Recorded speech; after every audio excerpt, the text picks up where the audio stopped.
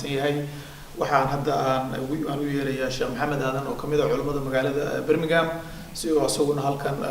uga jeediyo kelmaddu ku haboon dhacdadii ka dhacday 14 Oktoobar 2017 magaalada Muqdisho ee lagu xasuuqay shacabka ummadda Soomaaliyeed Sheekh Maxamed Aadan ku soo dhawow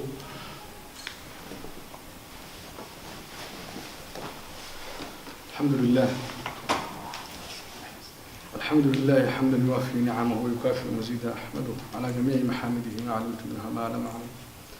وأصلي وأسلم على أشرف المرسلين وبعد إنا لله وإنا إليه راجعون إلهي سبحانه وتعالى هؤلاء حريصته ذلكي بحصوت مي شري زوجي كصوبة إلهي تقريبا حافظي كأقدوا تقار إلى 7 كيلومتر دامج كإدعاء وقارب اللي قارن إلى 5 كيلومتر waxaa ku xasuuqmay sida in soo gaaray wararka hadda islaamka naga soo gaaray dadka goobjoogyaalka ahaa ilaa iyo dadku tirada dhimashada in 300 ku sii socdaan dhaawacna la mid yahay ama ka badan yahayba isbitaalka Madiina oo kaliya waxaan hadda akhrinay markii 200 iyo xogaa in asaga lagu sheegay macnaha dadka 270 ma aqoon badan baa lagu sheegay in ay ku dhinteen dadka intaas leegayo ikhwa waxay u dhinteen oo bacda qadarullahi subhanahu wa ta'ala iyo ilaahi tafadil inay gasho ajishooda dhamaatay sabab ka timid dad Soomaaliyeed hadii dadkaas waliba Soomaaliyeed dadkaas laayay ay diin baan u gargaarina yiraahdaan waa musiibo ka sii daran marka hore inay Soomaaliyiin oo Islaam ahaayeen inuu ka suuroobo waxa uu sameeyay qof Islaam Soomaaliya runtii waa arrin aad la yaab leh hadii taa ay ku darsato arrin diin loogu gargaarayaan waa musiibo ka sii weyn runtii waxaan u tacsiyeynaa dhammaan ummadda Soomaaliyeed guud ahaan anoo qof caawa aysan marka soo gaarin inay yartay arrintaa maartay meesha wixii ka dhacay mid dhaawac ay qaraabo la noqdo iyo mid hantiina waxaan ka burburan qaraabo la noqdo iyo nin macnaha dhimashada ay qaraabo la noqoto ilaahay subhanahu wa ta'ala dadkaas ha u naxariisto dadka ay ka geeriyoodeen sabr iyo iimaan Allah siiyo sabr iyo iimaan Allah ka siiyo ummadda Soomaaliyeed fidnada Allah ka qaboojiyo ummadda Soomaaliyeed guud ahaan ayaa akhwa wala akhawaat waxaan mudanahay inaan istaagno marka bani aadamku masaa'ibka ay ku dhacaan ilaahay wuxuu amray inay istaagaan falawla jaahum ba'suna tadarra'u baas ka khatarsan male in inaga la isu kaay macaaniyo isdilkeen ishalaageen in la isu kaay macaaniyo oo qaarba qaar kale ay banaystaan cadaab ka khatarsan ma uu jiro wayudiq ba'sa waxa ba'sa ba'dan waa musiibo weeye musiibadaas horta aan istaagno oo nu istaagna Allah subhanahu wa ta'ala falawla jaahum ba'suna tadarra'u oo cudurkan lagu dhacay qaswatul qalbiga ee qalbigu uu naqalalay aan dareemin dibka taagan sudoomada sar ka badan ee aan dareemin wali uu noo muuqdo qof kale Soomaali la dabaqtamayso nin kale Soomaali aad inuu mudan yahay la banaysto ay ku muuqato qabiil kale Soomaali la xasuuq ay ku muuqato waxaan wax ka daran bay dhacaan ay dhici karto caawada inay caali la tahay runtii waa musiibo weey dadka qulubtooda gashay waa musiibo weey ka imaaday cara Ilaahay subhanahu wa ta'ala falnatub ila Allah subhanahu wa ta'ala awalan ثانيا إذا واحد أي كذا عيسى سيدا بدن Soomaaliya waxa ka dhaco inteeda badan macnaha dadka wax sheegta markii laga reebo in badan oo la aqoon baa jirta laakiin hal meel bay ka xirantaa wax Soomaaliya ka dhacay oo dhan waa conflict siyaasadeed oo dhex yaalo shacabka Soomaaliyeed oo dawladdiisa doortay isagoo oo structure ki qabiil oo ku diriiray ka amba qaadayo 4.5 isagoo isku raacay samaystay dawladaha shisheeye ee istibaaxaysto banaystayna asagii ay istiqwaa qabiil walba uu raadiyay oo ay kala magansadeen iyo qolale diintii beenan isku xukumin waxa idin taliyo ee daba fadhiyana waa gaalo way idinkuna waa gaalowdeen sida awgeed waxaan ku qasbanahay inaan diinta soo celin ugu soo celino bimithli hadii wasaa'il labadaas kooxda oranaysa in kitaabka Ilaahay la isku xukumayo waa xaq waa sax waa xaq weey la kitaabka Ilaahay la isku xukumayo wuxuu u baahan yahay wasaa'il buu u baahan yahay ay ugu horeyso ma min amalin oo shariicadan ay dhigtay illa waxa uu ku xiran yahay al-qudratu wal istitaa'a wa awwalaha as-salah ba'da shahadatayn ما يستاهل كرقفك أن يستوى رغم أن القيام والركن من أركان الصلاة إذا كان لا يستطيع الإنسان أن يقوم فعليه أن يقعد ليصلي لربه سبحانه وتعالى وأن إلهي أتك سبحانه وتعالى هذا العالم اسكت عليه سواء كسي درنته وحد أباهنته أجب كبار أباهنته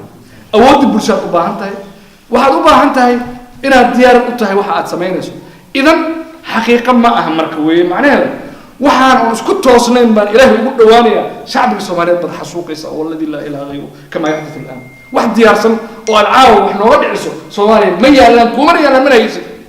qif wa tub ila rabbika subhanahu wa ta'ala ficilo waxay gashaa qabiil waxay gashaa urur waxay gashaa ta'assub shakhsiya aragtidaada maalin hadii inta meel ka mudantay shaydaanku waa ku qosliya wala tattabi' al-hawa fa yudillaka an sabilillah hadii aad ka dambaysa arrinta wariyaa isku qasay dadka qaar baa waxay oranayaan ayaa ikhwa lama kala yaqaan waxaan sameeyay walaalayaal waa la kala yaqaanaa waxa lagu kala yaqaanaa cidda waxaan ay ku gabanayso waa cidii sunnaysay waxa kale haystaagto ha tiraado ummadda Soomaaliyeed caawa ha u cadeeyeen walaalaha shabaabku waa inay u cadeeyaan soo istaagaan inaan annagu kama aanan dambeyn aamusku waa gabin aad u gabisay ummadda Soomaaliyeed waxa kale waa gabin aad u gabisay ummadda Soomaaliyeed waa inaad cadeysaan haddaadnan samaynin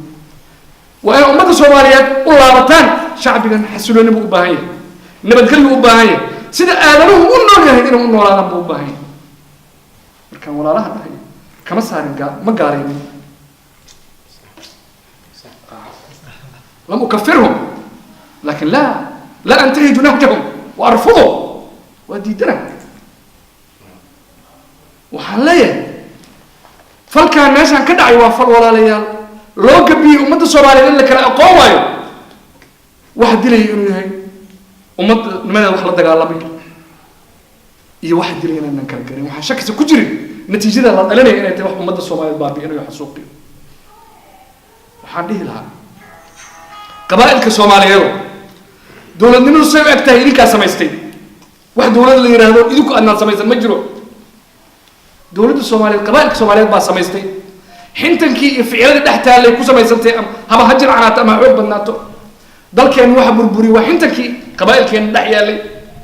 tuubu ila rabbikum nabadoonada wax garadka culamaa diinka aqoonyahanka ninka intuba waxa caaw yeel Soomaaliya qayb kamid oo janaazo u taal sababtay u dhimanaysaa caaw Allah aad dhihi karta macna ama tahay wax ku dhax dhumayo ficil iyo xisaabtan aan sax ahayn inay ka imaadeen waxaan halkaan fariin aydan uga faraya Soomaalida la sheego waa qabaa'ilka Soomaaliyeed Soomaaliyeed ma jirto qabaa'ilka Soomaaliyeed oo aan ku taariifinay inay yihiin dadka Soomaaliyeed ee ku hadla afka Soomaaliga dadka Soomaaliyeed ee haybtii abtir kale ilaa ay meel Soomaali ka galaan dadka Soomaaliyeed ee islaamka ah ee ku abtirsada diinta Nabi Muhammad sallallahu alayhi wasallam war dadkaasoo oo aan kulligan ka waraminahay dalkeena annaga gubnay innaga u banaynay in cadow meel laga istaajin la waayo innaga isugu maartay xoogsanay qolada kale inuu ilaahay hebel iga sadburi ilaahay aan u laabano dulan waxba lagu gaari maayo xisaab xuma haday maanta wax kaaga suurta galaan بريت والله وسود ميسا والعاقبة للمتقين إن الأرض لله يورثها من يشاء من عباده لكن ما أوكي إسكاله كل نفس ذائقة الموت ولا إيمانه يا أما سلطان أهو أما جراد أهو أما قبيله جامي والله مرض عديد بل يسكت دوبيا قبر لما متر نسجلينيا إلهي مضي إنه غيابنا أنه حساب طبعا أو قصيص أمرنا مدينة أنه إن شاء الله تعالى أنه أرنتك مارتي كأرجنا ومدمدين يقرن مدين وان بابا أنا أنترترني إلهنا الله من سبحانه وتعالى فقلت استغفروا ربكم إنه كان غفارا يرسل السماء عليكم مدرارا إله سبحانه وتعالى بأن نبض هو كيني استغفار في دم بالله ومد سبحانه الإله وطومت كان مركان سائرني ولما جينا دم بان قشين وقف بعينه لكن واحد أقول جيدا واحد دلكاس كدعي أيضا عينت هبل على لهين وحنشك كجر إنه قلب بدن دعي وإله إنه عرام كره waxaan mar kale u tacsiinayna dhammaan ummadda Soomaaliyeed ee meeshaas looga geeriyooday ee meeshaas wax ku gaareen ee uga naafoobeen ama looga dhintay ama hantii uga burburtay Ilaahay subhanahu wa ta'ala ha uga boogadhayo intii ku dhimatay Allah u dambi dhaafo qof allaaliyo qofkii waxa ka dambeeyeen Ilaahay subhanahu wa ta'ala aakhira intaan la gaarin adduunka Ilaahay subhanahu wa ta'ala ku fadeexeeyo ummadda Soomaaliyeed Ilaahay ha u cadeeyo ummadan Ilaahay guul ha ka siiyo aad shacab miskiin ee loo awood sheegtay hada billahi tawfiiq والسلام عليكم ورحمة الله وبركاته.